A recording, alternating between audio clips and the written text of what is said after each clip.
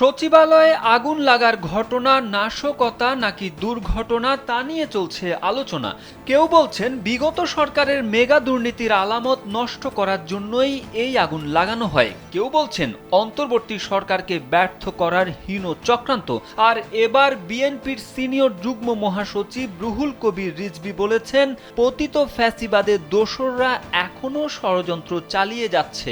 সচিবালয়ে আগুনে পুড়ে গেছে সবচেয়ে বিতর্কিত ফাইলগুলো।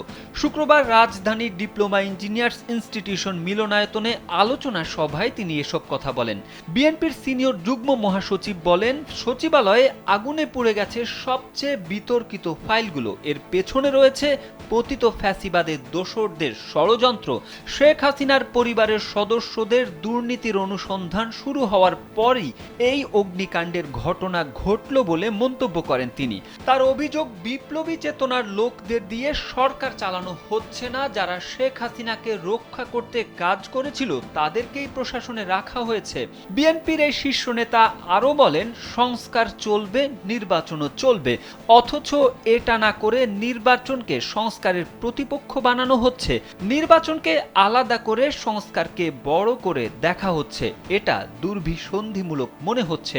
শুধু সংস্কারের কথা বললে মঈনুদ্দিন ও ফখরুদ্দিনের কথা মনে পড়ে।